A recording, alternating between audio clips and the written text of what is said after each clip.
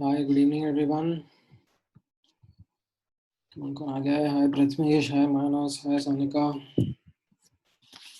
Great.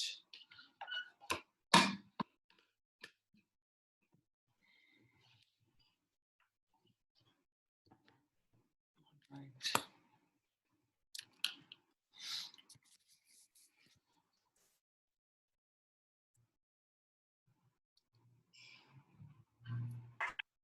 All right. कौन आ गया है? Almost 50% participants are here. ठीक है. Last class में हम लोगों ने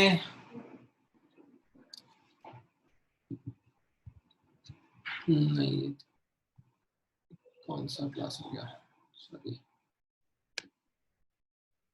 हाँ, notes का concept देखा. ठीक है. Good. All right, everyone. कैसा रहा आप लोगों का weekend? या weekend जैसा कुछ बचा नहीं है अब?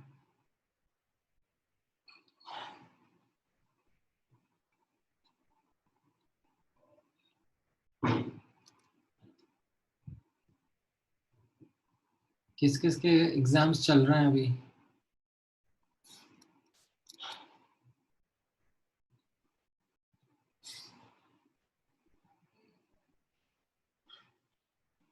All right.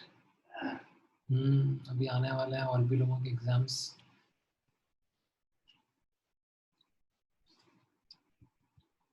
So how are the school exams being conducted? Like they are being conducted in a objective manner? हाँ मतलब of course online तो हो ही रहे हैं, स्कूल तो जाना नहीं पड़ रहा है, but okay, so you have to write in the Google Forms the answers. Objective का objective बना दे रहे हैं और okay.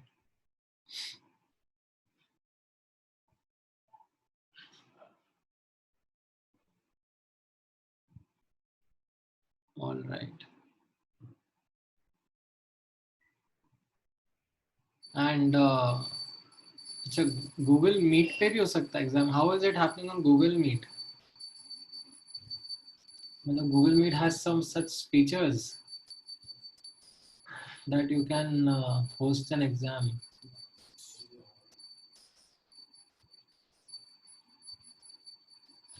अच्छा, Microsoft Teams. Okay.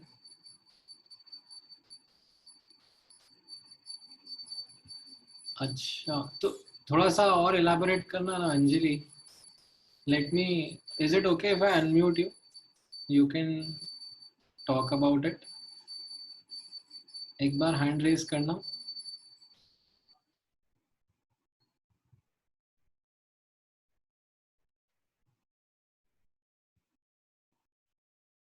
हाँ, बोलो अंजलि.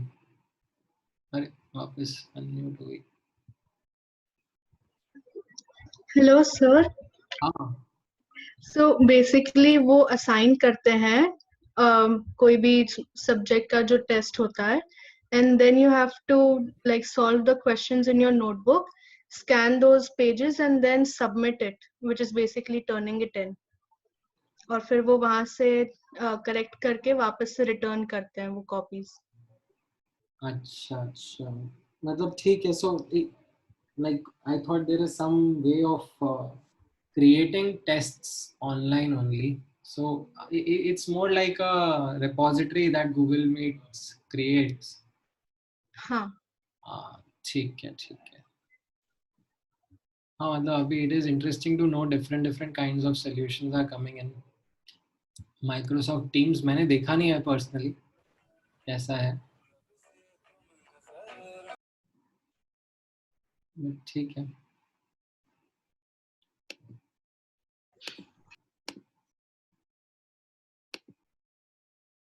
All right.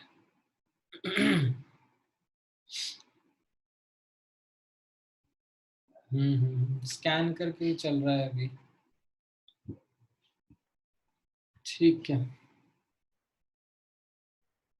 देखता हूँ मैं माइक्रोसॉफ्ट टीम्स क्या है कैसा है. मतलब उसके कुछ ऐसे डेमो वीडियोस रहेंगे तो. But how is there any innovative way in which a school is able to solve the problem of cheating?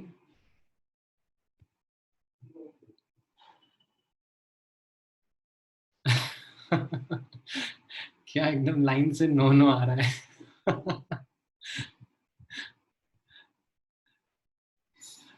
All right. हाँ मतलब the best thing that can happen is that the school can request the parents to sit in the same room when the child is giving the examination. Keep an eye on the child.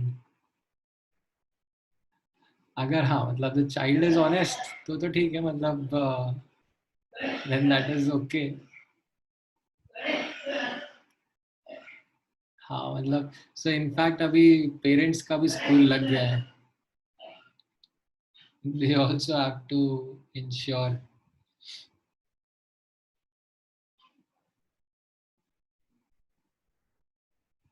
हाँ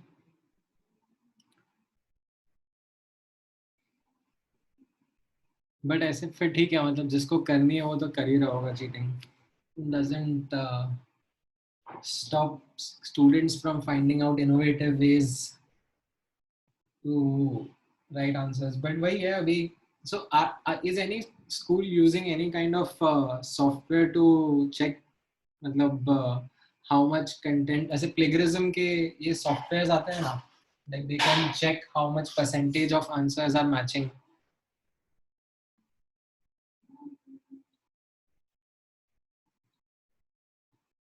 अच्छा और कैमरे में तुम लोग camera on करके देखते हो, तुम्हारा कैमरा कौन देखता है? Like how can one person keep a tab of like 50 cameras and then see who is doing what?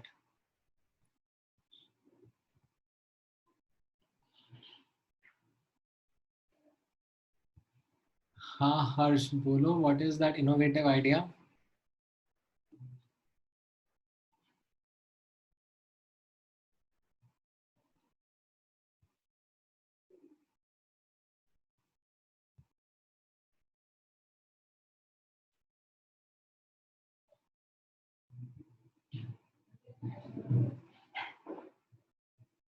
Online invigilation.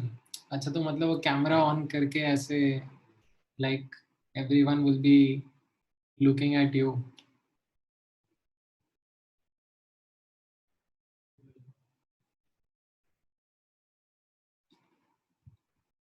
हाँ मतलब ठीक है, there are these ways in which it is happening.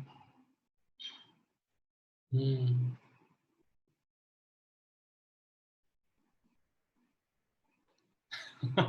Like they can ask you to record yourself, but then who is going to look back at all those recordings? Hmm. Yeah, everyone can put an excuse, my webcam doesn't work, or they will just put some oil over it saying sir hardware kharab ho gaya hai. all, all of these things come in. चलो अच्छा है मतलब it's an interesting puzzle that people are trying to solve.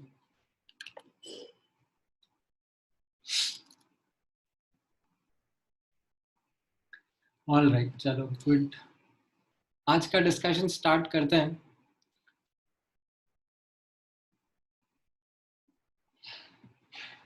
So let me quickly talk about the node wala part that we talked about yesterday. So starting, introductory part about the nodes was that these are surfaces. जैसा हमने discuss किया था, where the probability of finding an electron is zero, and these are something that are defined for an orbital only. ठीक है, not to be used in general but for a particular orbital only. And then for a given orbital मैंने बताया था that there are two types of nodes, radial and angular, and what is their count. ठीक है. Now before I go into further details, I also wanted you to have a diagrammatic understanding of these nodes also, and how these are. सो यहाँ पर notice करना that let's say 1s 2s and 3s orbitals है, ठीक है। इसमें by the formulas of number of radial and angular nodes you counted that there are no angular nodes and there are 0, 1 and 2 radial nodes respectively in 1s, 2s and 3s orbitals. Now if you look at their diagrams, how these nodes look to be, they are spherical surfaces, ठीक है। तो ये radial nodes को, जैसा मैंने last class में आपको बताया भी था, that they are also called as spherical nodes. So for example, if you look at the 2s orbital, ठीक है, look at this 2s orbital, यहाँ बीच में एकदम सेंटर में न्यूक्लियस होगा, ठीक है। देन न्यूक्लियस के around in some region there will be a high probability of finding electron and then there will be a spherical surface, ठीक है, 3-dimensional spherical surface which we call as node, जहाँ पर electron नहीं मिलेगा, ठीक है। And then उसके आगे भी there will be a region where electron is likely to be found, ठीक है। Collectively with in this boundary, ये जो फाइनल बाउंड्री होती है, ये कलेक्टिवली जो फाइनल बाउंड्री होती है, इसके अंदर 90% या उससे ज्यादा इलेक्ट्रॉन मिलने की प्रोबेबिलिटी होती है, ठीक है। विद इन दिस जो इसका ओवरऑल बाउंड्री ड्रॉ किया जाता है, ओवरऑल जो इसका कॉन्टूर ड्रॉ किया जाता है, ठीक है। इसके बाहर भी इलेक्ट्रॉन मिल सकता है, यहाँ पर भी इलेक्ट्रॉन मिल सकता है, यहाँ पर भी इलेक्ट्रॉन मिल सकता है, but with a very very less probability, ठीक है। नाउ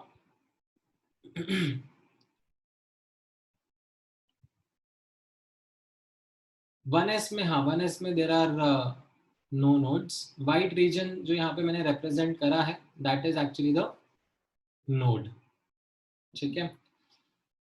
सिमिलरली 3s के अंदर there are 2 radial nodes, so at some distance from the nucleus, ठीक है, at some distance from the nucleus there are these 2 nodes in the 3s orbital.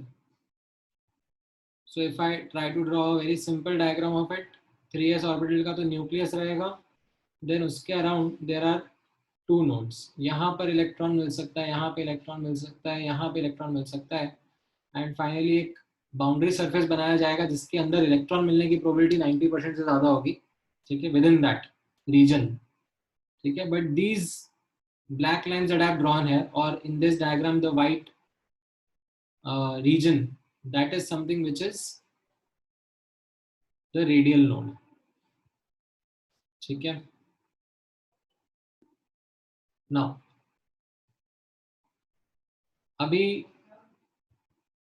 s orbitals में इस तरीके से you keep on drawing and you will find regions where the electron is not likely to be found in this spherical surface form, ठीक है। so s orbitals में आपको radial nodes ही मिलेंगे, spherical nodes ही मिलेंगे, ठीक है।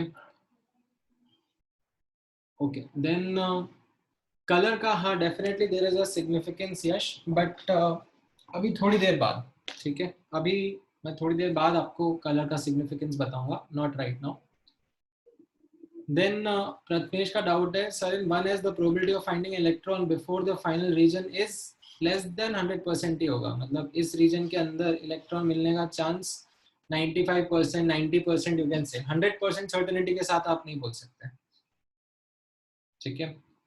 अच्छा, अब नेक्स्ट डायग्राम ऑब्जर्व करना है यहाँ पर 2p ऑर्बिटल्स का, ठीक है। 2p 3 टाइप के रहेंगे, 2px, 2py and 2pz। You know the shape of these orbitals, like x axis के अलोंग डम्बल रहेगा, 2 lobes, one along the plus x, one along the minus x. So इसमें ये जो yz प्लेन है, ठीक है, in case of px orbital the yz plane is a nodal plane, ठीक है। Similarly, if you look at py orbital, ठीक है, तो the orbitals are along the y axis, positive y axis and negative y axis के along lobes present है ये, and the exact plane, ठीक है, this exact plane is the nodal plane, ठीक है। यहाँ पर there is this angular node, radial node तो यहाँ पर है ही नहीं, 2p ऑर्बिटल में there is no radial node, there is just one angular node, and that angular node is a plane in case of these 2p orbitals, ठीक है। then हाँ, न्यूक्लियस पे भी इलेक्ट्रॉन नहीं मिलेगा, सो कि प्रथमेश का एक डाउट है फाइंडिंग इलेक्ट्रॉन एट ओरिजिन, ठीक है, ओरिजिन इज न्यूक्लियस, न्यूक्लियस पे इलेक्ट्रॉन मिलने की प्रोबेबिलिटी 0 है for all these orbitals, for all the orbitals the probability of finding the electron at the nucleus is 0 only, ठीक है। far far far away भी 0 होगी, न्यूक्लियस पे भी 0 होगी, बट उनको हम लोग नोड्स नहीं काउंट करते हैं, ठीक है। in fact it's a good point that you have brought up, let me in fact write it as a node over here, ठीक है, that probability of finding electron at nucleus, ठीक है, and far far away is 0 but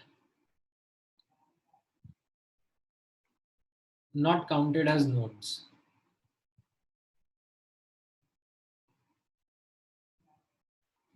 ठीक है। nodes are only these particular regions around the nucleus where the electrons are not likely to be found, ठीक है। now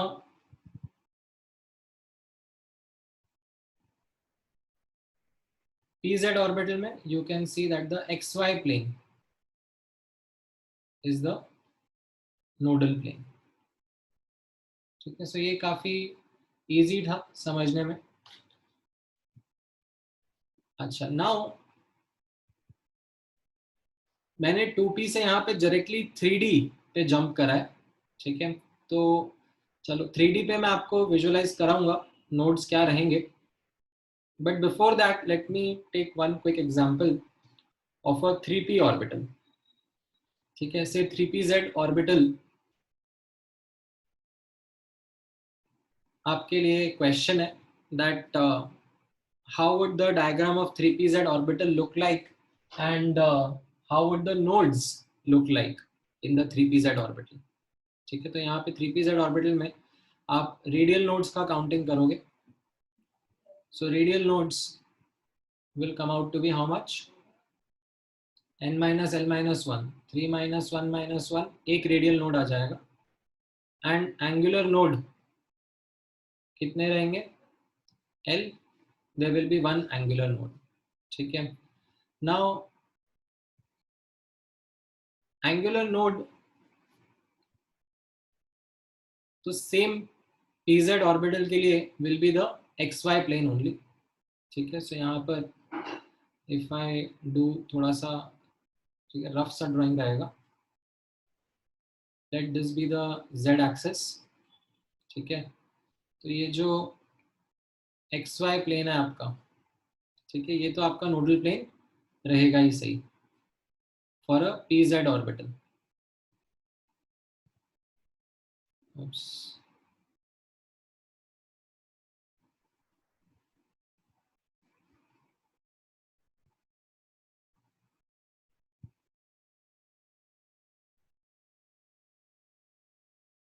and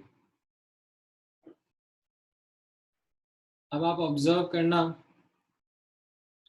इसमें अब एक radial node भी है, यानी कि न्यूक्लियस से, ठीक है, कुछ डिस्टेंस पर एक रेडियल नोड भी आने वाला है। तो pz ऑर्बिटल का शेप कैसा रहता था, pz ऑर्बिटल का शेप रहता है ऐसे, एक dumbbell along the z axis plus z और एक dumbbell along the negative z, ठीक है। तो एंगुलर नोड तो क्या हो गया आपका, दिस xy प्लेन, ठीक है। अब एक रेडियल नोड भी रहेगा, तो रेडियल नोड की वजह से यहाँ पे नोटिस करना, so at some distance from the nucleus there will be this spherical region also, ठीक है। let me try to draw it, ठीक है। थोड़ा सा oops,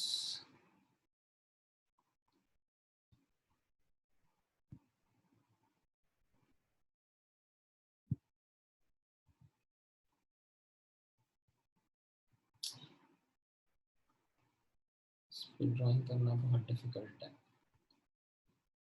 ठीक है। अब यहाँ पर ऑब्जर्व करना, जैसे न्यूक्लियस है, न्यूक्लियस से कुछ r डिस्टेंस पर, ठीक है, there will be this spherical region in which the electron is less likely to be found। तो ये आपका हो गया रेडियल नोड। तो एक्चुअल जो डायग्राम दिखेगा, ठीक है, एक्चुअल जो डायग्राम अब बनाया जाता है वो इस pz ऑर्बिटल का कुछ इस तरीके से रहेगा, ठीक है। That there will be this, ठीक है, ये बहुत ही ऐसे क्रूड सा डायग्राम बना रहा हूँ मैं, ठीक है। There is this spherical surface, ठीक है, जिसपे इलेक्ट्रॉन मिलने की प्रोबेबिलिटी 0 होगी और उसके आसपास थोड़ी कम होगी, and then you will have the lobe split into two regions जहाँ पे electron likely to be found होगा, ठीक है। थोड़ा अगर अच्छा डायग्राम मैं इसका ढूंढूं आपके लिए, लेट मी फाइंड आउट, थोड़ा सा अगर बेटर ड्रॉ किया हुआ डायग्राम मिल जाएगा।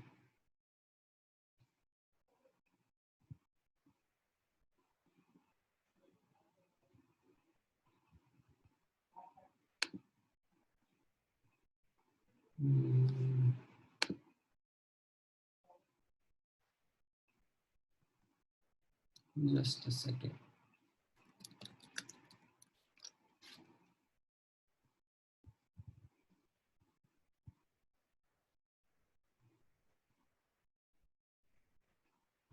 ये वाला है।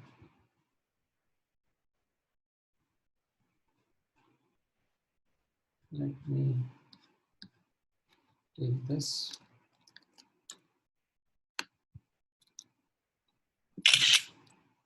ठीक है। जैसे यहाँ पर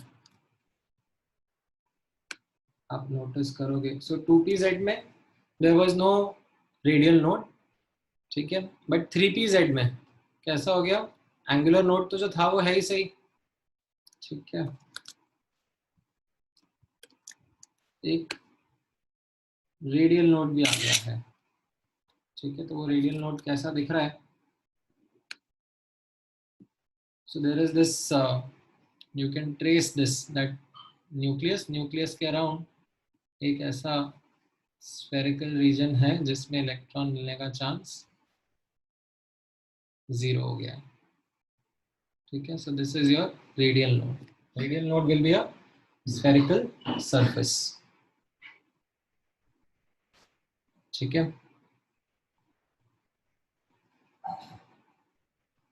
ये समझ में आ रहा है आपको?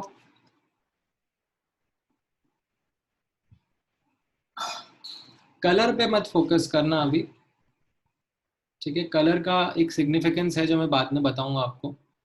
Don't focus on the colour right now, ठीक है। हाँ, angular node will pass through the nucleus, right, वो है इसमें, ठीक है। हाँ, so the radial node is not like a ring. Ring gives you an incomplete picture. The radial node is like a spherical surface, 3D में, ठीक है, entire spherical surface है। Let me see if I can find another good picture of 3pz orbital which can give you a full 3D perspective of how the orbital would be,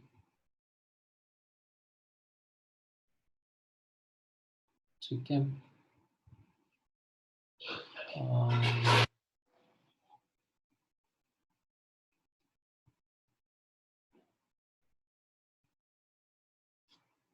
बहुत सारे हैं actually.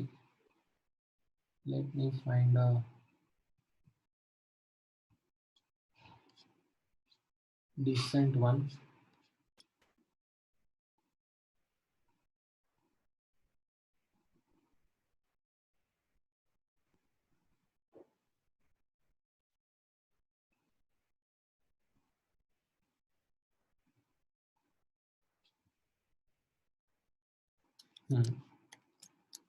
Let's say this particular one. ठीक है, ऐसा एक पूरा 3D types आपको दिख रहा होगा. तो इसमें ये जो यहाँ पर इन्होंने स्फीयर बना रखा है बीच में, right, this is your radial node. ठीक है.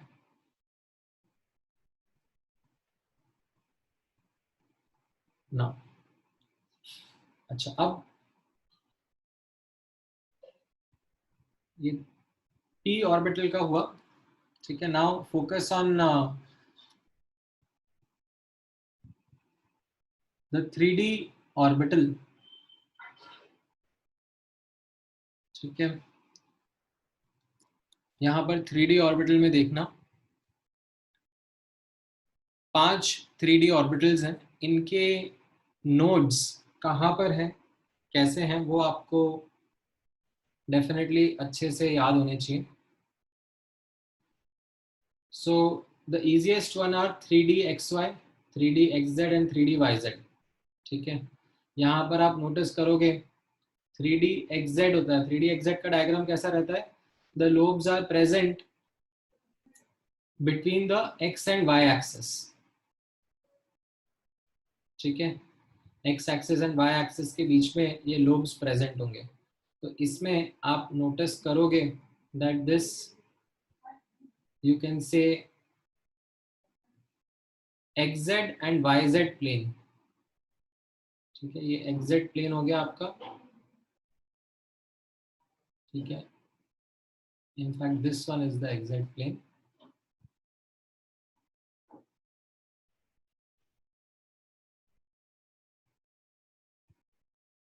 ठीक है. ये वाला जो है ये YZ प्लेन हो गया आपका. YZ plane and XZ plane, they are the nodal planes. There are two nodal planes. There is no angular node here. There is no radial node here. Sorry. There are two angular nodes. One is the XZ plane and one is the YZ plane. अभी आप 3D XZ observe करोगे तो 3D XZ में notice करना जो orbitals रहेंगे वो x और z एक्सिस के बीच में रहेंगे. ठीक है. ये ऊपर वाला z एक्सिस है, लेफ्ट वाला x एक्सिस है. तो x और z एक्सिस के बीच में ये लोब्स प्रेजेंट होंगे. तो यहाँ पर नोटिस करना नोडल प्लेन्स कौन से रहेंगे. एक तो XY प्लेन रहेगा. ठीक है. और एक YZ प्लेन रहेगा.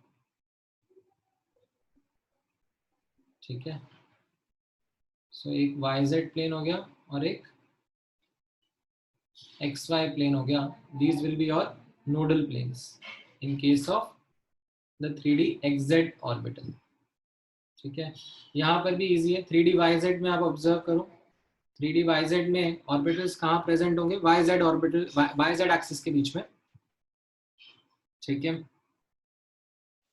नाउ YZ एक्सिस के बीच में ऑर्बिटल्स प्रेजेंट है. तो यहाँ पर आप नोटिस करोगे अगेन दो नोडल प्लेन्स रहेंगे. एक तो आपका XY प्लेन है. ठीक है. एंड दूसरा आपका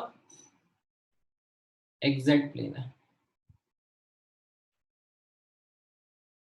ठीक है. These two planes are your nodal planes. ठीक है. Now 3D x square minus y square observe करना. 3D x square minus y square में, ठीक है, let me try to you know also draw a simplified diagram along with this. ठीक है. ये 3D में है. 3D x square Y square में कैसे, x square minus y square में कैसा रहता है? The lobes are along the axis. ठीक है. If you remember the diagram of this 3D x square minus y square, तो इसमें ऐसे एक छोटा डायग्राम यहाँ साइड में बना देता हूँ। कैसा रहता है, ये x एक्सेस हो गया, ये y एक्सेस हो गया, ठीक है, and there are these 4 lobes which are along the axis, ठीक है, x के along एंड y के along, ठीक है। ये इसका 3D रिप्रेजेंटेशन है, मैंने 2D में ड्रॉ किया हुआ है। तो यहाँ पे आप नोटिस करना दैट दिस प्लेन, ठीक है, that is cutting through these lobes, as in not actually cutting through these lobes, it is passing through the nucleus but symmetrically dividing these lobes, एक ये वाला, ठीक है। तो ये 2 प्लेन्स हैं, ठीक है। Let me kind of zoom in over here ताकि आप लोगों को थोड़ा सा और क्लियरली दिखे, ठीक है। So as you can C,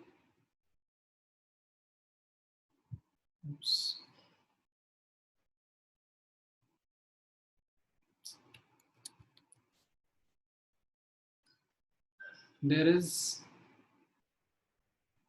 this one plane, ठीक है, it is neither xy plane, it is neither xz plane nor yz plane, ठीक है। in fact it is at an angle of 45 degree, ठीक है, with the x axis or y axis you can say, ठीक है। similarly the other plane you can say it is also not neither yz plane nor xz plane, ठीक है, but it is a plane at an angle of, you can say, minus 45 degree or 135 degree from the x axis or the y axis, ठीक है। आप यहाँ से 45 degree बोल दो या पॉजिटिव x एक्सिस से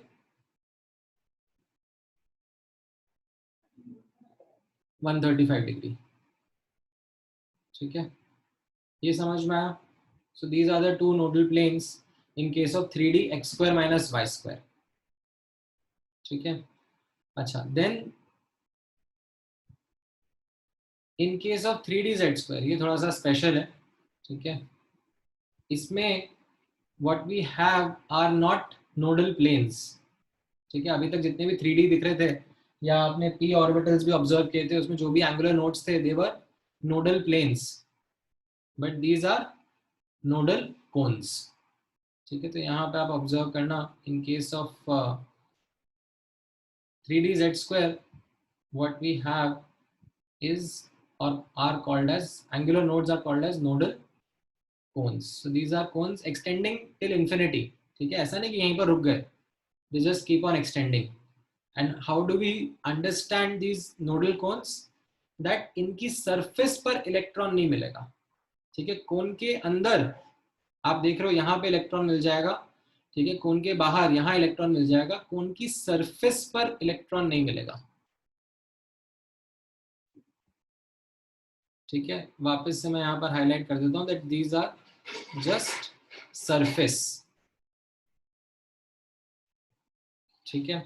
अच्छा, इसमें भी एक इंटरेस्टिंग ऑब्जर्वेशन जो आप नोटिस करोगे वो ये रहेगी कि ये जो एंगल रहेगा जेड एक्सिस से, ठीक है, ये जो एंगल रहेगा विद द जेड एक्सिस, ठीक है, इस कोन का,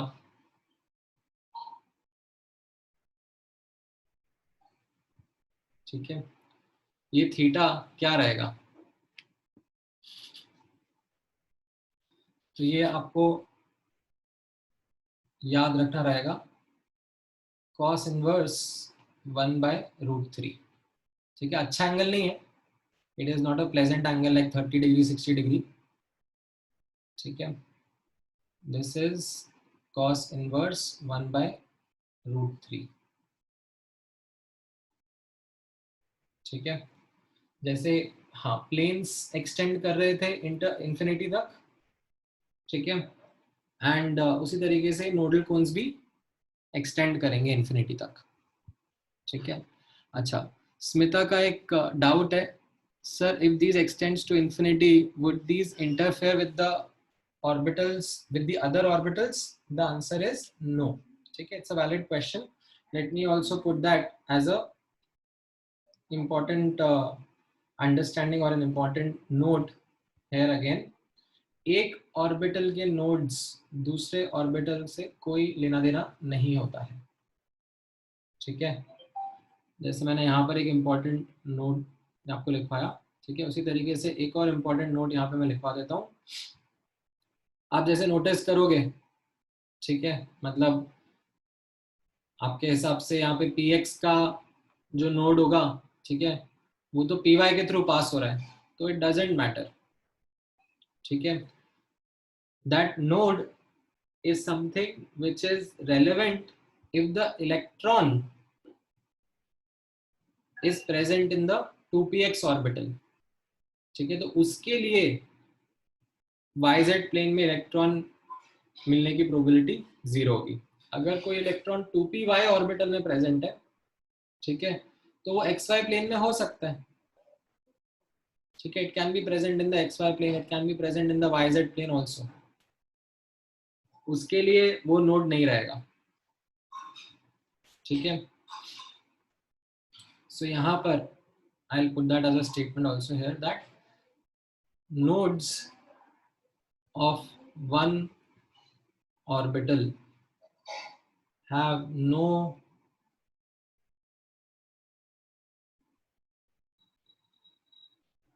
influence, or I should say have no relationship with other orbitals. ठीक है, कोई लेना देना नहीं होता ना. ये सब कैसे डिटरमाइन किया, डेफिनेटली आपके दिमाग में अभी वही क्वेश्चन आ रहा होगा, दैट हाउ. जब मैंने आपको बताया नहीं कि इसका ऑर्बिटल का शेप कैसे डिटरमाइन करा, तो मैं आपको नोड के बारे में कैसे बताऊं. ठीक है, all lies in the Schrodinger equation only अभी के लिए.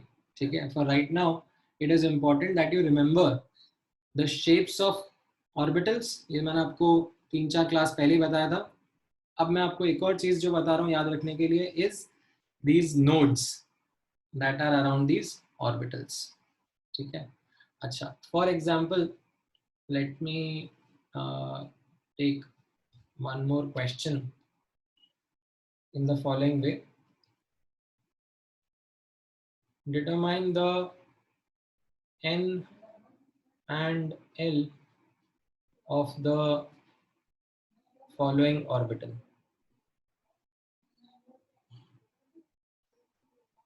ठीक है, लेट्स से इस तरीके से क्वेश्चन आ रहा है आपके सामने. Determine the n and l of the following orbital, and उसका मैं एक डायग्राम आपके सामने बना रहा हूँ.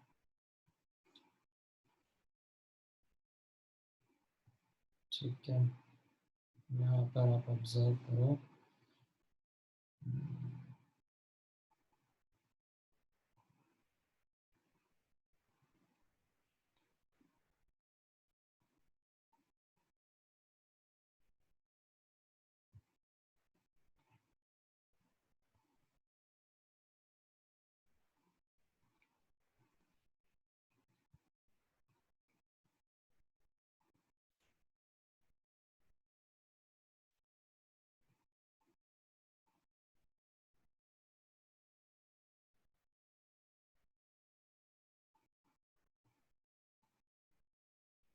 ठीक है, मैं आपके सामने बना रहा हूँ तो थोड़ा सा आपको रिलेटिवली इजी हो जाएगा क्वेश्चन, बट अचानक से आपके सामने बन के आ जाता है तो थोड़ा सा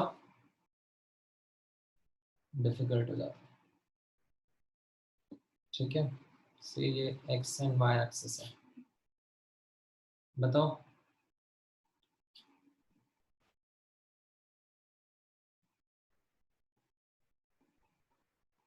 the n and the l.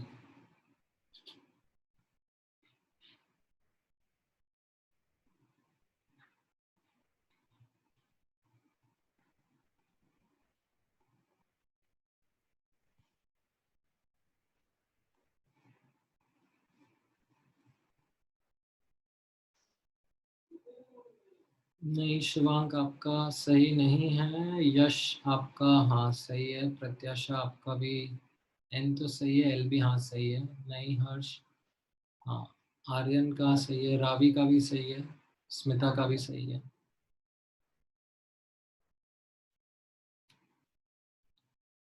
Right, so what you will realise, हाँ राइट बोलना।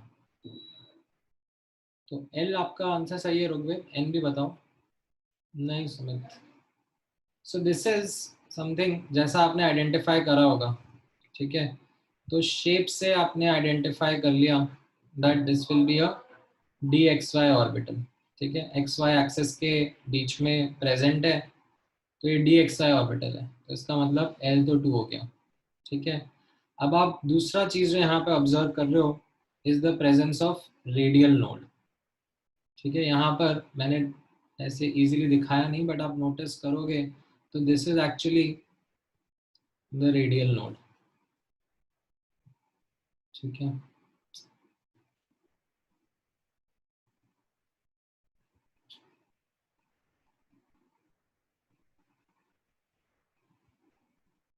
So this is the radial node, and कितने रेडियल नोड्स दिख रहे हैं यहाँ पर? एक रेडियल नोड दिख रहा है, right. So radial node is 1, so this implies n minus l minus 1 is 1. That is, if you substitute the value of l, n is 4, ठीक है। So this makes you realize that this is a 4d xy orbital, ठीक है, not 3d xy, ठीक है। अगर मैंने यही के यही लोब्स x एक्सेस और y एक्सेस के अलोंग बनाए हुए होते तो you could have commented that 4d x square minus y square orbital है, ठीक है। If I would have made the lobes along the x axis and along the y axis, ठीक है। तो ये आपको ध्यान रखना रहेगा, you will have to remember the diagrams of the orbitals, ठीक है, p orbitals and d orbitals, so that you are in a position to look at these diagrams and understand, ठीक है। मैं हर्ष दोबारा समझा देता हूँ। जैसे आपको मैंने बोला डी एक्स वाई ऑर्बिटल बनाओ, राइट, तो ये आपने डी एक्स वाई ऑर्बिटल बना दिया, ठीक है। अब इसमें मैंने क्या करा, बीच में एक नोड बना दिया है, ठीक है। एंड उस नोड की वजह से यू कैन सी दैट जो एक लोब था वो अब 2 पार्ट्स में स्प्लिट हो गया है। मतलब यू कैन सी दैट बीच में यहाँ पे इलेक्ट्रॉन मिलेगा, यहाँ पे इलेक्ट्रॉन मिलेगा, बट इस रीजन में on the surface of this node electron नहीं मिलेगा, ठीक है। So this is your 4d orbital, ठीक है। अगर मैं इसको और थोड़ा सा कॉम्प्लिकेट कर देता, मतलब अब वही एक मेरे लिए डायग्राम बनाना और डिफिकल्ट होता जाता है। मतलब मैं ऐसे, फिर ऐसे, और फिर एक और ऐसे बना देता, ठीक है। मतलब जस्ट रफ में ड्रॉ कर रहा हूँ। तो ये मैंने क्या ड्रॉ कर दिया, फिर यहाँ पे देर आर 2 रेडियल नोड्स, ठीक है। एक रेडियल नोड ये हो जाता, ठीक है, और दूसरा रेडियल नोड ये वाला हो जाता। तो this would have been a 5d orbital, ठीक है। अभी मतलब बहुत ही हॉरिबल डायग्राम है, बट ठीक है, आई थिंक भावनाएं समझ में आ रही हैं आपको, ठीक है। There is no thickness of nodes, ठीक है। Nodes are just surfaces, nodes are not volumes, they are just surface, ठीक है।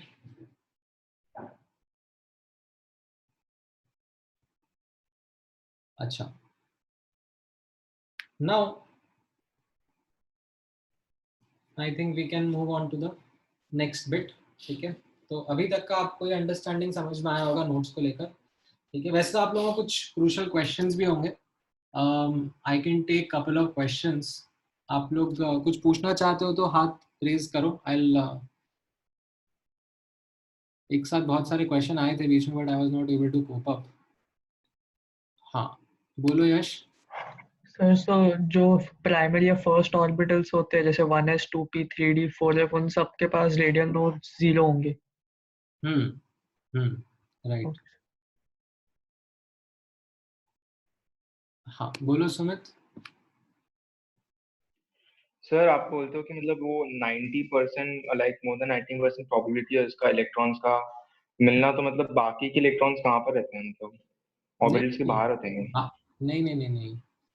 फॉर ओके लेट मी री एक्सप्लेन द कॉन्सेप्ट। ठीक है ध्यान से सुनना यहाँ पर। सो लेट्स टॉक अबाउट, अभी हाइड्रोजन एटम के बारे में बात हो रही है। ठीक है ये सब जो मैं ऑर्बिटल्स के शेप दिखा रहा हूँ, ठीक है ये हाइड्रोजन एटम के लिए दिखा रहा हूँ। ठीक है अब हाइड्रोजन एटम में एक इलेक्ट्रॉन है ना। ठीक है ग्राउंड स्टेट में वो इलेक्ट्रॉन इस रीजन में प्रेजेंट होगा विच इज 1s ऑर्बिटल। ठीक है सो इस रीजन के अंदर इलेक्ट्रॉन मिलने की प्रोबेबिलिटी, ठीक है इनसाइड दिस, ठीक है नॉट ऑन द सरफेस, ठीक है इनसाइड दिस रीजन इलेक्ट्रॉन मिलने की प्रोबेबिलिटी इज मोर देन 90%। अच्छा अब आपने इसी हाइड्रोजन एटम को एक्साइट कर दिया। ठीक है एक्साइट करने के बाद में मान लो ये इलेक्ट्रॉन अब कोई दूसरे ऑर्बिटल में जा सकता है। ठीक है say it can go in a 2p orbital, say it can go in a 2p z orbital.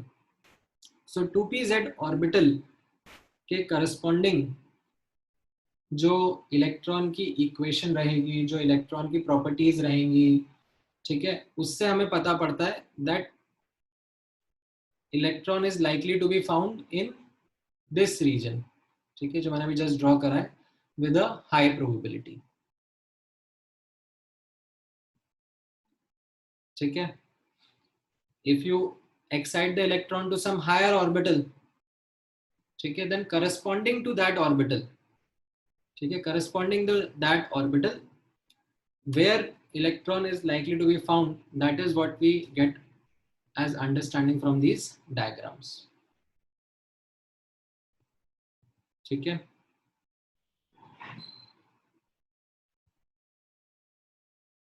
हाँ अच्छा देन किसका क्या डाउट था? स्मिता, स्मिता क्या कहना चाह रहे हो? if electrons are 3D then how can they exist on a surface? Electrons are 3D then how can they exist on a surface? समझा नहीं मैं आपका क्वेश्चन।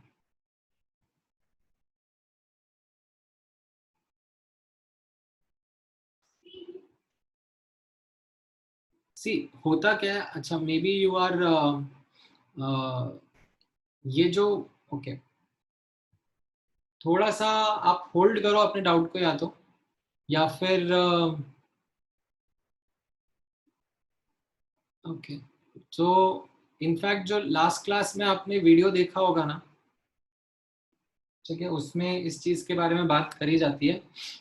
मतलब होता कैसा है, ठीक है so for example let's say you have a 3pz का ऑर्बिटल। ठीक है 3pz ऑर्बिटल है एंड इस 3pz ऑर्बिटल के करस्पॉन्डिंग जो डायग्राम है वो हम लोगों ने देखा, वो कुछ इस तरीके से आया। ठीक है तो ये आया कैसे डायग्राम? ठीक है तो ये आया कैसे, जब इसकी इक्वेशन को सॉल्व किया गया। ठीक है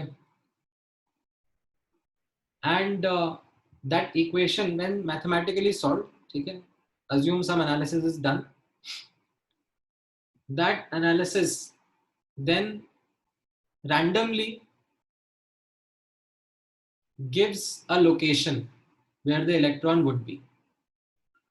ठीक है तो वो लोकेशन से यहां पर आ गया। ठीक है a particular location। ठीक है now when this is done again, मतलब when this equation is solved again, ठीक है एक ही solution नहीं होता है, there are many possible solution that can come out because of solving this equation। तो ये पॉइंट पर भी इलेक्ट्रॉन मिलने का मिला, मतलब ये भी एज अ सोल्यूशन आने लगा, ये पॉइंट भी आने लगा, ये पॉइंट भी आने लगा, इस तरीके से, ठीक है, ये पॉइंट्स आने लगे, ठीक है। एंड इन पॉइंट्स को जब हम प्लॉट करते हैं, ठीक है, तो they give shapes of these orbitals. Now what was found out as an interesting observation was that ये एक स्फेरिकल सरफेस पर पॉइंट कभी भी नहीं आ रहा है, ठीक है।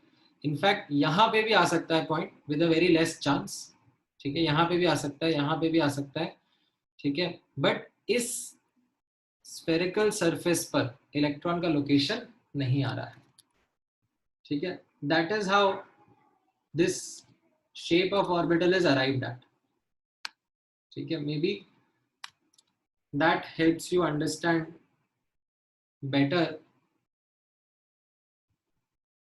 As an answer to your question. समझ में आया Smita?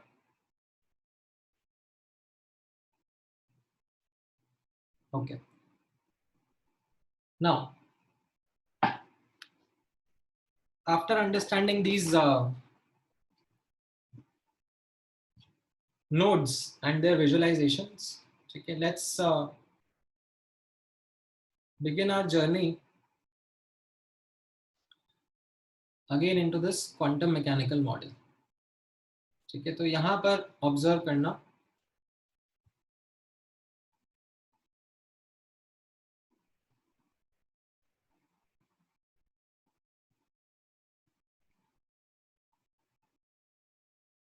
with some more additional details, trying to understand this. So after Bohr's model of atom, after de Broglie's hypothesis, after Heisenberg's uncertainty principle, ठीक है, we understood that if we have to describe an electron around the nucleus, ठीक है, we have to take into account the dual nature of matter,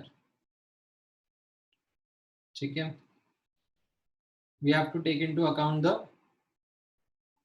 particle nature as well as wave nature. Now what this quantum mechanical model does is it focuses more on this wave nature to understand greater details about the electron, okay. And in this, what we do is we start with this thought process that consider electron to be a three-dimensional standing or stationary wave.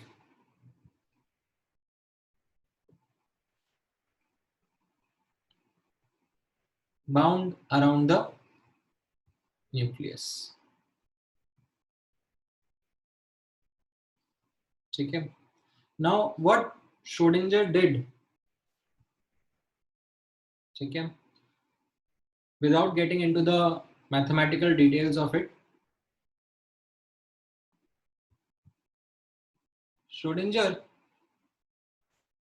was able to write a general equation, mathematical equation, which when solved, okay, gave solutions which were possible, or which were such possible 3D standing or stationary waves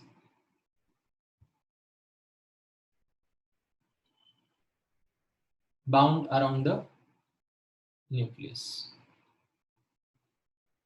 ठीक है, इसको कैसे visualise करोगे? जैसे मैंने आपको बोला that अगर आपको एक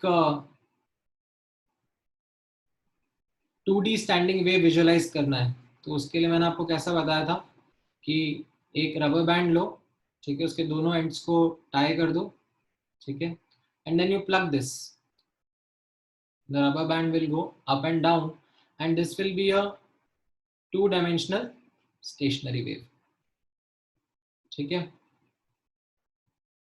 now electron is a 3-dimensional stationary wave and उसको विजुअलाइज करने के लिए, ठीक है,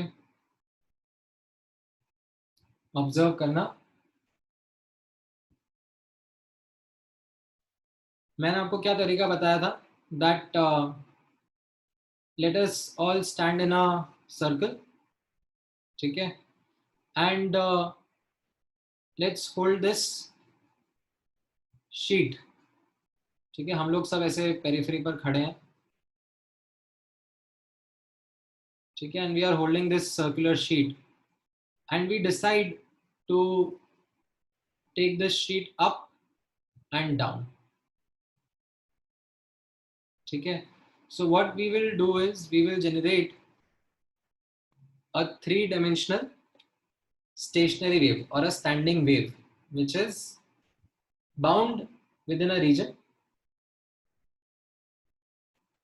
ठीक है.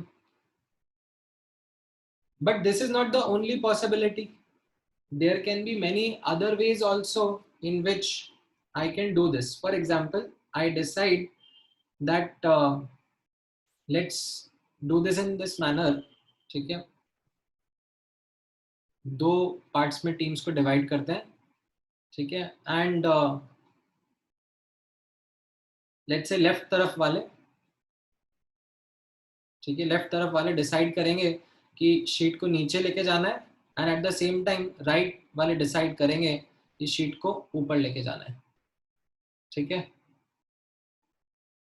तो ये कैसा हो गया, ये भी एक different 3-dimensional stationary wave generate हो गया,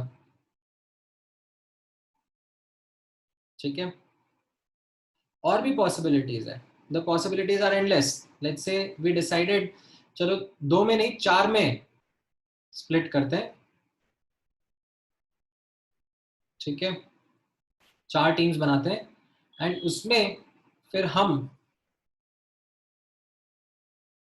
ऐसे ऑल्टरनेटिंग फैशन में अप डाउन करेंगे, ठीक है, and that will generate another possible 3-dimensional wave, ठीक है. In fact, to give you an animation of it, just hold on for 1 second. So let me take the help of Wikipedia.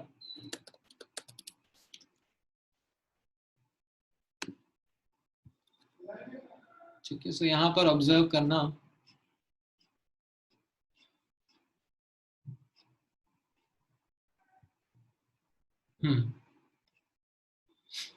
जैसे focus on this one, ठीक है, कैसा, नीचे ऊपर, ठीक है, एक साथ सब ऐसे पेरिफेरी पर है and everyone decided to take the sheet down और up. This is one possibility, ठीक है. और look at this one, 2 teams में डिवाइड कर दिया, आगे वालों ने डिसाइड करा ऊपर करेंगे और सामने वालों ने डिसाइड करा नीचे करेंगे and then they do this periodic motion. तो ये एक और तरीके का 3-dimensional स्टेशनरी वेव जनरेट हो गया, ठीक है. और भी पॉसिबिलिटीज है, लेट्स से दिस वन, ठीक है. तो इसमें आमने सामने वालों ने डिसाइड करा एक साथ ऊपर एक साथ नीचे जाएंगे और दूसरे साइड वाले आमने सामने ने डिसाइड करा हम भी ऊपर नीचे जाएंगे, बट जब लेफ्ट वाला हमारा ऊपर जाएगा तो हम नीचे जाएंगे, ठीक है. So these are 3-dimensional stationary waves and there are endless such possibilities. Now if you notice, ठीक है, अभी इनफैक्ट इफ यू नोटिस इसका शेप जो होगा, मतलब इसका जो कॉन्टूर्स ड्रॉ करूंगा मैं, ठीक है, जो इसका एम्पलीट्यूड रहेगा, ठीक है, आप एम्पलीट्यूड ऑब्जर्व कर रहे हो, उसका मैं कॉन्टूर्स ड्रॉ करूंगा, तो it gives you a spherical shape. ठीक है, अगर इस वाले का मैं कॉन्टूर ड्रॉ करूंगा, ठीक है, तो आपको कैसा दिखेगा, एक लोब बाहर की तरफ, एक लोब अंदर की तरफ। ठीक है, पी ऑर्बिटल को देने वाला शेप होगा। ठीक है, अगर आप ये वाला ऑब्जर्व करोगे तो इसमें क्या होगा, डबल डंबल के शेप आ रहे होंगे, डी ऑर्बिटल के शेप्स को करस्पॉन्ड करता हुआ ये वेव होगा। ठीक है, तो this is to give you just a very basic idea, basic visualisation of the point that I was trying to make. The point is that the start of quantum mechanical model happens with this, that you have to think of electron not as a particle to start with. Okay, we think of electron as a three-dimensional standing or stationary wave. Okay, now once you start thinking about it, how do you describe it mathematically? ठीक है, जैसे for example अगर ये एक wave form है, ठीक है, इसका अगर मुझे मैथमेटिकल इक्वेशन लिखना होगा, ठीक है, जस्ट एक बहुत ही सिंपल क्रूड एग्जांपल ले रहा हूँ, मतलब मैं तो एकदम बहुत ज़्यादा सिंप्लीफाई कर रहा हूँ। मुझे इसका एम्पलीट्यूड जो है, ठीक है, इसको एम्पलीट्यूड बोलते हैं ना अपन, this is the amplitude of the wave, the maximum displacement from the mean position. ठीक है, तो मुझे इसका एम्पलीट्यूड का अगर इक्वेशन लिखना होगा मैथमेटिकल, तो मैं कैसे लिखूंगा, y is equal to sine x। ठीक है, this would be the very simple way of trying to mathematically describe this 2D waveform। ठीक है, उसी तरीके से ये जो मैंने अभी आपको विजुअलाइज करा है 3D waveforms जो हैं, ठीक है, इन 3D waveforms को मुझे अगर इक्वेशन लिखनी है, मुझे एक ऐसी इक्वेशन लिखनी है, ठीक है, जो मुझे किसी भी XYZ पॉइंट पर एम्पलीट्यूड दे दे। ठीक है, न्यूक्लियस तो मेरा ओरिजिन पर है, ठीक है, nucleus is at the origin, and किसी भी थ्री डायमेंशनल पॉइंट पर x, y, z पर मुझे इसका एम्पलीट्यूड दे दे। ठीक है, एम्पलीट्यूड के लिए मैंने एक सिंबल यूज करा है, ऐसे त्रिशूल, इसको हम लोग PSI कहते हैं, साई। ठीक है, so there would be some equation that should be able to give me the amplitude of a point corresponding to that particular wave। ठीक है, so what Schrodinger did was that the brilliance with which Schrodinger came up was in the following manner, that he was able to write a general equation, ठीक है, something which he found as an observation to be true happening in all such three-dimensional waves। He wrote that as a general equation, and उस general equation को जब solve करा जाता है, ठीक है, ये general equation जो होगा इसको ऐसे लिखा जाता है, h psi is equal to e psi। ठीक है, अभी h क्या होता है, psi क्या होता है, e क्या होता है, ये सब की डिटेल में जाने का कोई फायदा नहीं है अभी। ठीक है, this is not something which नहीं लक्ष्मी, psi कट नहीं होगा।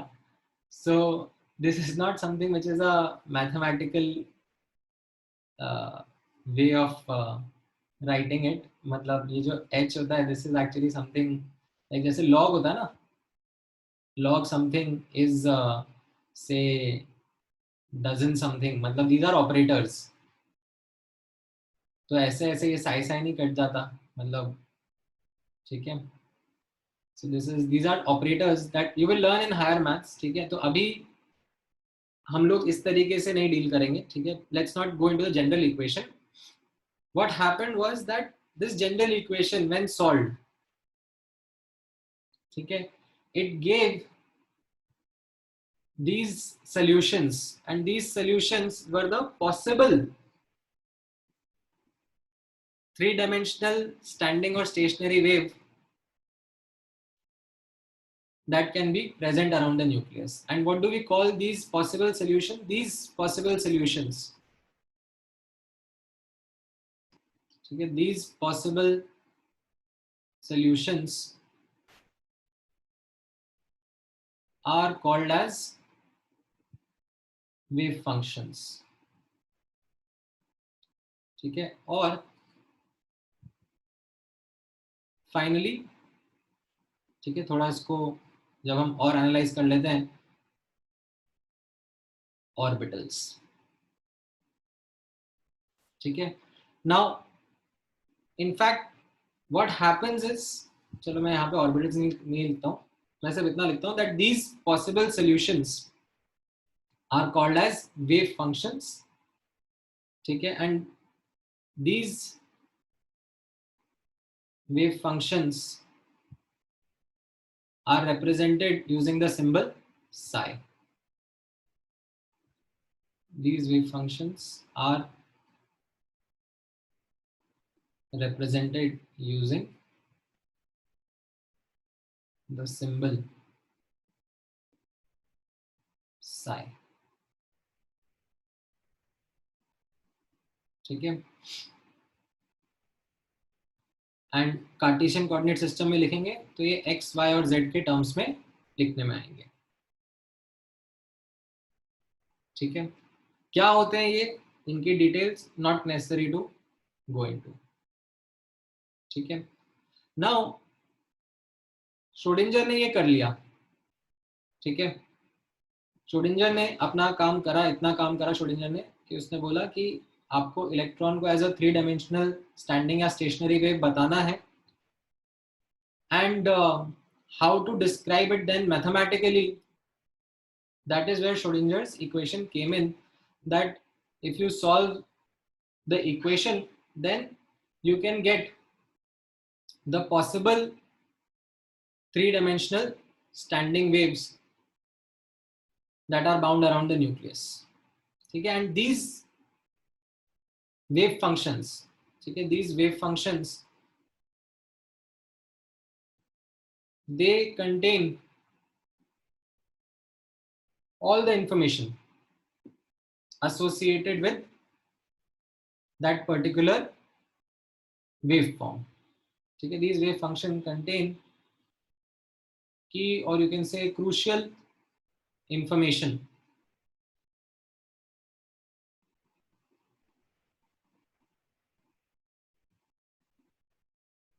associated with the solution that we had. ठीक है, and one of the crucial piece of information was the energy.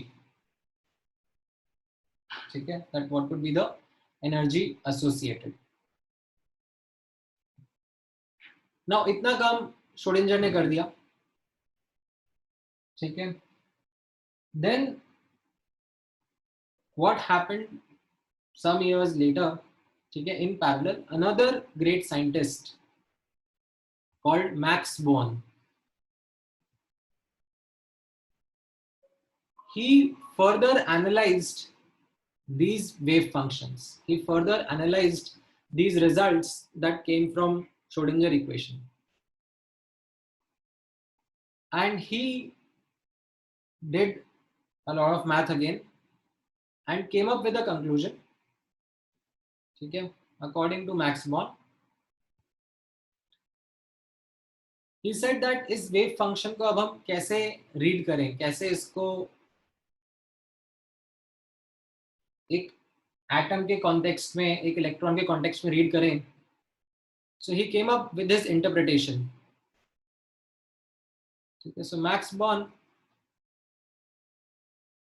interpreted, I don't know if it's a word, is interpreted a word, interpreted, I think so. Max Born interpreted the square of the amplitude of the wave function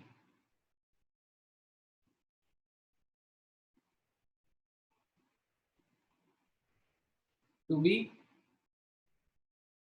directly proportional to the probability of finding electron. ठीक है, so he did his own maths जिसके लिए he also received Nobel Prize. So what he said was कि ठीक है, मतलब Schrodinger ने बोला कि हमें वेव नेचर को समझना है इलेक्ट्रॉन की, तो हम लोग वेव नेचर को कैसे समझेंगे, हम लोग 3 डायमेंशनल स्टेशनरी वेव की तरह समझेंगे, एंड ये रही इक्वेशंस व्हिच डिस्क्राइब देम. ठीक है, these are the mathematical equations that describe them. ठीक है, जो यहाँ पे मैंने आपको दिखाया दैट यू नो ये possible 3 dimensional stationary wave around the nucleus हैं, तो इनको मैथमेटिकली श्रोडिंगर ने डिस्क्राइब कर दिया.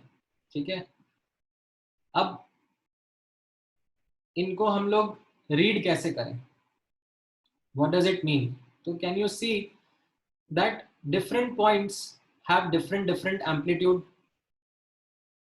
ठीक है, जैसे यहाँ पर जो ओरिजिन का पॉइंट है, ठीक है, इफ यू नोटिस केयरफुली, जो ओरिजिन का पॉइंट है वो मूव नहीं कर रहा है. ठीक है, उसका एम्पलीट्यूड इनफैक्ट 0 है. ठीक है, जो थोड़े उसके दूर दूर पॉइंट्स हैं उनका एम्पलीट्यूड तो समझ में आता है ना सबको. एम्पलीट्यूड इज द एवरेज और मीन डिस्प्लेसमेंट, और sorry maximum displacement from the mean position. तो वो डिफरेंट पॉइंट्स का डिफरेंट है. So what max born suggested was that, अब उसके पीछे मैथ्स लगी. ठीक है, ऐसे हवा में नहीं सजेस्ट करा, he did his own set of maths. He interpreted that the ये जो एम्पलीट्यूड का स्क्वायर है, ठीक है, उसका मॉड. ठीक है, मॉड क्यों लेते हैं? क्योंकि एम्पलीट्यूड का square can also come as a complex number. ठीक है, sorry, in fact amplitude can be imaginary also. तो आप इतना डिटेल में मत जाओ, चलो forget what I said, just write down इस तरीके से स्क्वायर ऑफ द एम्पलीट्यूड. ठीक है, square of the amplitude is directly proportional. ठीक है, this is psi. ठीक है, is the amplitude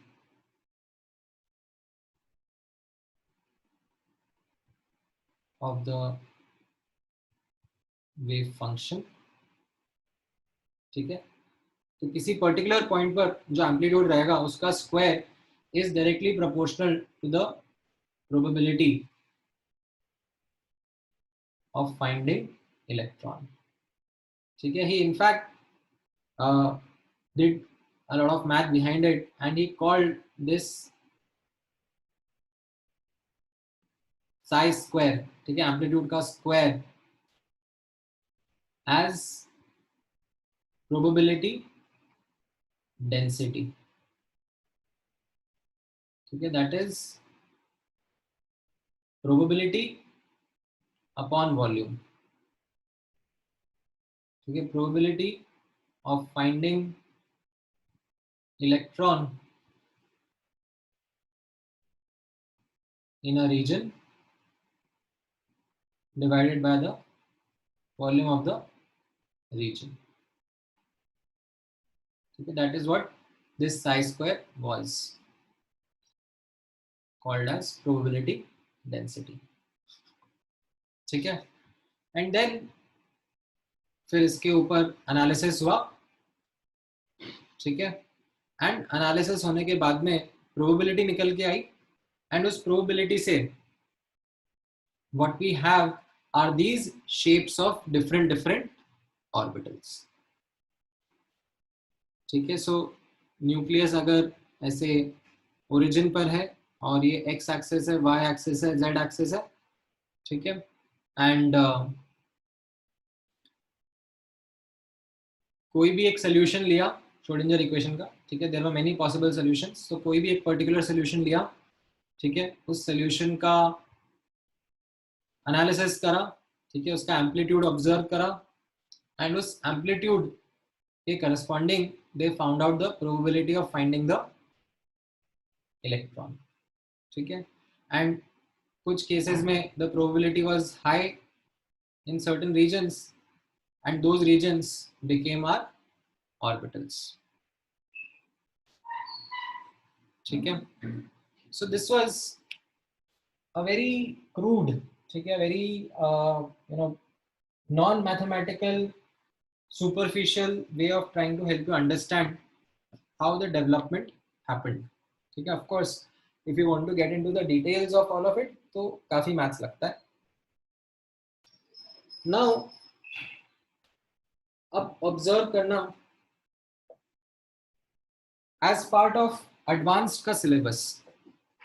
ठीक है, मेंस का सिलेबस में, ठीक है, यहाँ तक ठीक है कि आपको एक थोड़ा इंट्रोडक्शन भी पता पड़ा दैट किस तरीके से things progressed, that Schrodinger was able to describe mathematically how these electron waves would be, and then Max Born provided his interpretation, ठीक है, that the square of the amplitude of the wave function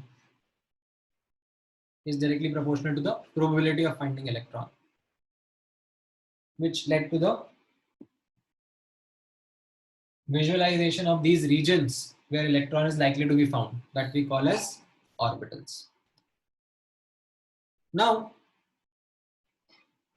as part of advanced का syllabus, ठीक है, आप लोगों से अब थोड़ा सा और expectation रहता है इसका, which is that when this wave equation Cartesian coordinate system में अगर लिखा जाता है,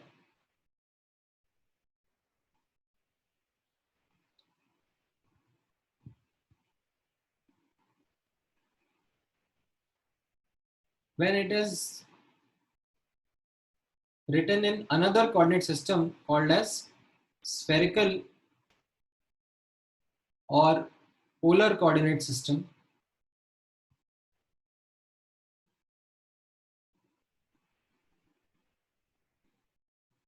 what is spherical and polar coordinate system, ये मैं आपको बताता हूँ, ठीक है. It is something which is written in terms of r, theta and phi. Then there are certain additional results, or there are certain additional observations that can be made regarding these wave functions. ठीक है, तो वो अब हम लोग हमारे syllabus का थोड़ा सा पार्ट है, that if you have these wave functions written in form of you in front of you in the spherical coordinate system, then can you interpret some more results associated with these wave functions.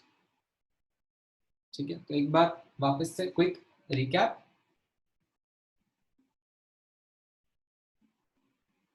ठीक है, what Schrodinger did, ठीक है, what Max Born did, ठीक है, and यहाँ से, ठीक है, we understood that probability of finding an electron could be calculated, and the regions where the probability of finding electron,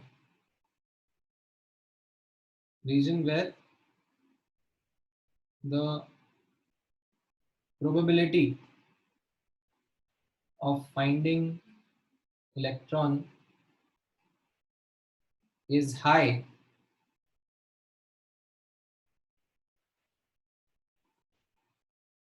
is called an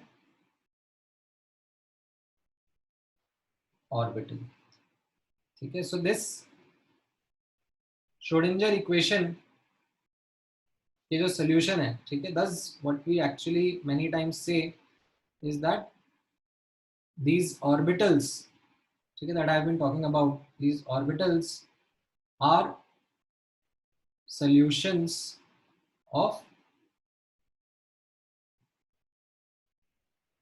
Schrodinger equation.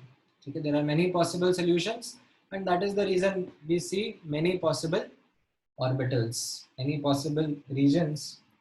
ठीक है, these orbitals, or I should now use the term more often, wave functions. ठीक है, these wave functions, they are the solution of Schrodinger's equation. ठीक है, now जैसा मैंने आपको बताया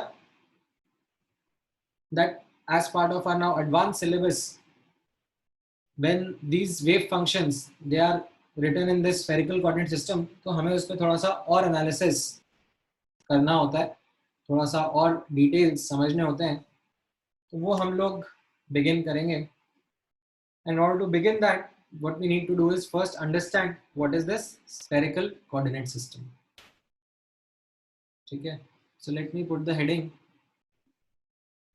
spherical और polar कोऑर्डिनेट सिस्टम. ये आगे भी आपको बहुत जगह काम आएगा फिजिक्स में. ठीक है, आप लोग 3 कोऑर्डिनेट सिस्टम्स को बहुत डिटेल में आगे भी जाके एक्सप्लोर करोगे. एक तो कार्टेशियन कोऑर्डिनेट सिस्टम होगा, एक स्फेरिकल कोऑर्डिनेट सिस्टम होगा और एक सिलेंड्रिकल कोऑर्डिनेट सिस्टम होगा. ठीक है, the objective of all these coordinate system is same, that is to describe the 3D world around you. ठीक है, जैसे for example Cartesian coordinate system होता है. कार्टेशियन कोऑर्डिनेट सिस्टम क्या रहता है? Cartesian coordinate system is made up of these 3 axes x, y and z. And what does Cartesian coordinate system do? It describes the 3D world around you. ठीक है, आप origin पर बैठे हो and आपको कोई पर्टिकुलर लोकेशन को pin point करना है, तो what you do is you specify x value, y value and z value, and then you can pinpoint that exact point or that exact location in 3-dimensional space which you want to talk about. ठीक है, कैसे work करता है ये? जैसे for example आपको x का value दे दिया जाएगा. ठीक है, तो अगर आपको x का वैल्यू दे दिया जाएगा, then out of the entire 3-dimensional world you will narrow onto a plane corresponding to that value of x. ठीक है, 3D से आप 2D में आ जाओगे. ठीक है, ये पॉइंट अब इस प्लेन में, ठीक है, it is a plane parallel to the yz plane corresponding to that particular value of x. ठीक है, उस पर्टिकुलर वैल्यू ऑफ x के करस्पॉन्डिंग एक yz प्लेन के पैरेलल एक प्लेन पे आप कहीं पे भी आपका पॉइंट हो सकता है. ठीक है, अगर मैंने आपको x का वैल्यू दे दिया तो ठीक है, देन मैंने आपको y का वैल्यू दे दूंगा. ठीक है, if I give you y का value, then you can further narrow down that अब इस प्लेन में corresponding to this value of y, the point can be anywhere on this line parallel to the z axis. ठीक है, because all points on this line correspond to the given x and the given y value, right? तो 3D world से आप पहले एक plane पे narrow down करें when given x, and then from a plane you narrow down onto a line given y. ठीक है, इस लाइन पे कहीं पे भी हो सकता है आपका point. and then if I give you the value of z, ठीक है, then on that line you will narrow down onto the particular dot. ठीक है, that this is the point that was being spoken about. ठीक है, so this is how the Cartesian coordinate system works in helping you understand the 3-dimensional space around you. ठीक है, उसी तरीके से spherical coordinate system भी design किया गया है to help understand the 3D space around you. Now instead of x, y and z we use here r, theta and phi. ठीक है, r is defined as the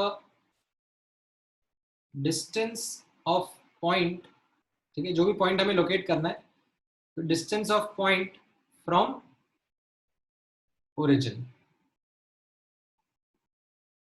ठीक है, सो यहां पर आप ऑब्जर्व करना, अगर आपको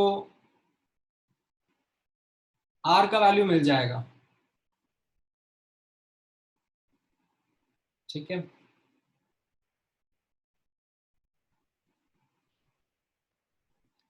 अभी भी रेफरेंस के लिए मैं कार्टेशियन कोऑर्डिनेट सिस्टम ही ड्रॉ कर रहा हूं.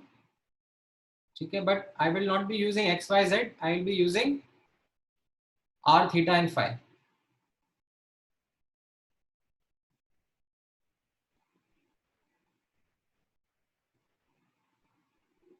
ठीक है. सो लेट्स से आपको r का वैल्यू मिल गया.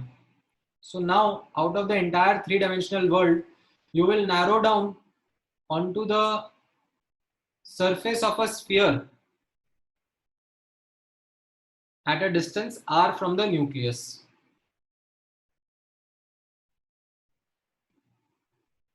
ठीक है.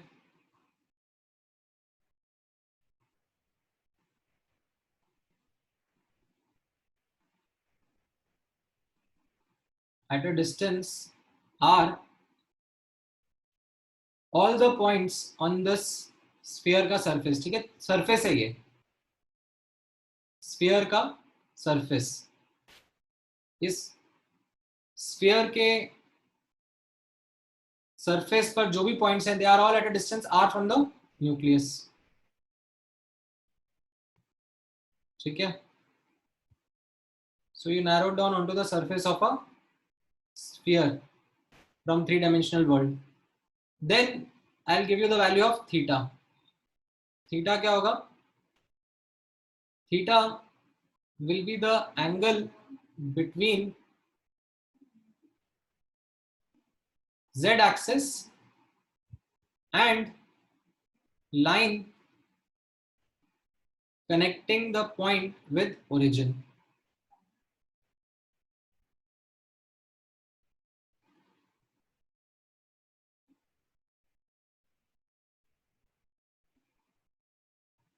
उसको थीटा बोलते हैं. ठीक है. सो ये z एक्सिस है.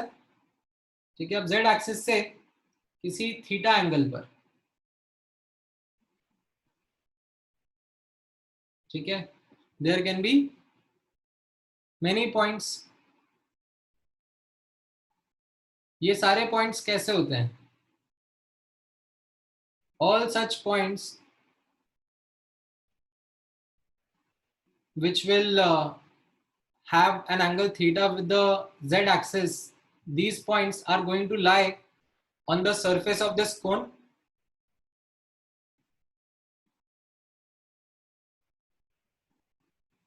ठीक है. ये एंगल मान लो थीटा है. ठीक है. So all points which are on the surface of the cone. ठीक है. इन सबका z एक्सिस से एंगल थीटा होगा. थोड़ा विजुअलाइज करना पड़ेगा. ठीक है. Now what are the points that are going to meet both r and theta का criteria? They will be an intersection of this cone and this sphere, and they will be a circle, or you can say a ring,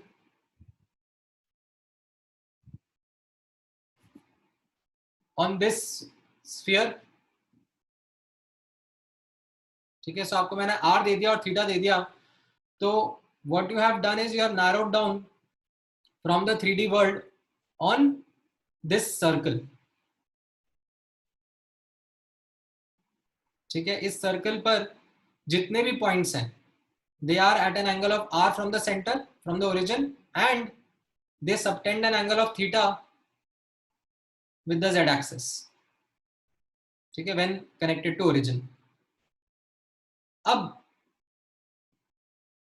आपको मैं phi भी दे दूंगा. ठीक है. Phi क्या होगा? Phi is the angle between x axis and line joining. ठीक है. ये थोड़ा सा टफ है. Angle between the x axis and line joining the projection of point on xy plane with origin. ठीक है. तो अब आपको क्या करना है? ठीक है. थोड़ा सा मैं जूम कर रहा हूं. आपको z एक्सिस पर एक टॉर्च लगानी है. ठीक है.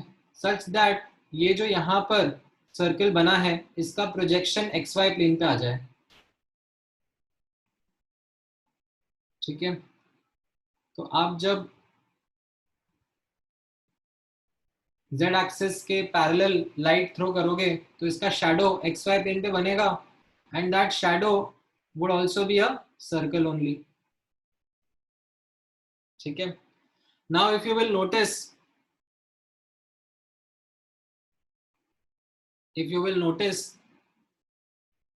all these blue dots are the projection of the black circle or the ring that was there, and each point on this blue circle has a different angle with the x axis. यहाँ पर जो point present है इसका angle with x axis कितना है 0 degree. यहाँ पर जो point present है, ठीक है, यहाँ पर notice करना, ये जो point present है इसका x axis angle कितना है 90 डिग्री. ठीक है, यहाँ बीच में कोई present होगा point, ठीक है, उसका x axis से angle कुछ और होगा, and that particular angle when given to you, ठीक है, will find out a unique point on this projection. ठीक है, मान लो आपको अब एक यहां पर नोटिस करना, ठीक है, मैं थोड़ा सा और जूम करके दिखा रहा हूं. यहाँ पर मान लो आपको ये x एक्सिस है, ठीक है, एंड इस x एक्सिस से आपको बता दिया that you know phi angle पर, ठीक है, कुछ ये ऐसा फाई एंगल है, इस फाई एंगल पर आपका पॉइंट का प्रोजेक्शन रहेगा. ठीक है, this is the projection of the point. तो ये प्रोजेक्शन को आप वापस से ऊपर की तरफ ट्रेस कर लो वर्टिकली, ठीक है, and then you will finally land up at the point that we want to talk about. ठीक है, so it sounds a bit complicated to start with, but the end results that come because of defining this coordinate system are very convenient, are very easy to understand. So as a quick recap, ठीक है, मैंने आपको Cartesian coordinate system बताया, that how Cartesian coordinate system is, how Cartesian system coordinate is defined in terms of x, y and z, and it helps describe the 3D world around you. उसी तरीके से spherical या polar coordinate system होता है which helps define the 3D world around you in the following manner. आपको R मिल जाएगा, तो what you will be able to do is you will be able to narrow down onto the surface of a sphere. ठीक है, you will be able to narrow down onto the surface of a sphere that all the points on this sphere का surface are at a distance r from the nucleus. ठीक है, now आपको theta मिल जाएगा, तो theta क्या होगा, theta जैसे मैंने बताया is the angle from the z axis. ठीक है, when the point is connected to origin, then that line subtends an angle of theta with the z axis. So all the points on the surface of this cone, okay, which you can see, they are going to have an angle of theta with the z axis. So इस cone का और sphere का intersection क्या हो गया, this ring. ठीक है, तो given r and given theta, you have now narrowed down onto this ring or this circle.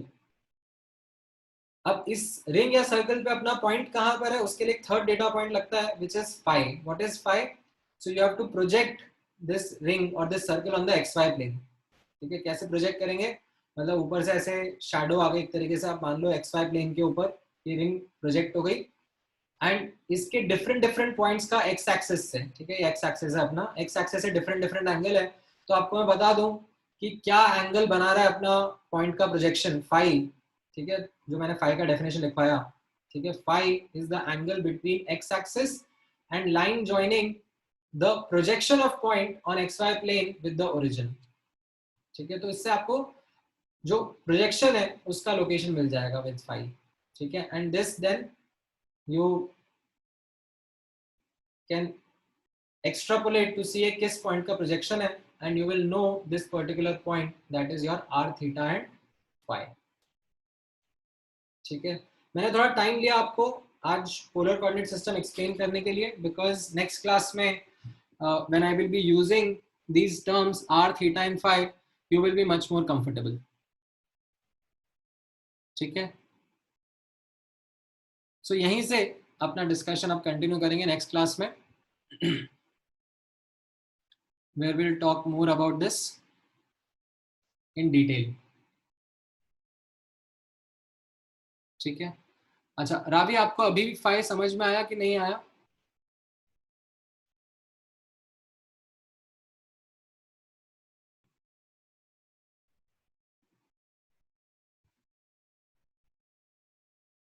Okay ठीक है, ओके यश का डाउट है, what is the difference between wave function and orbital? Wave function तो mathematical equation है, ठीक है, that is describing the electron around the nucleus.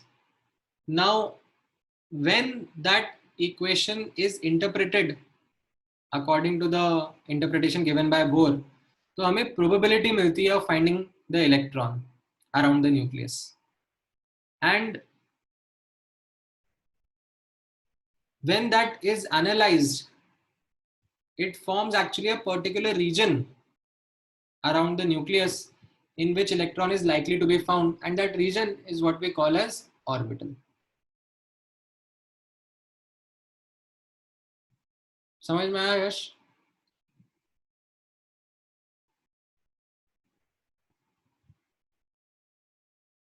ठीक है, सो ऑल राइट, आज का डिस्कशन यहीं पे क्लोज करते हैं, फिर हम इसके आगे कंटिन्यू करेंगे। एंड जो भी मैं बता रहा हूँ, as I said, it is strictly from advance का point of view, nothing to do with mains, ठीक है?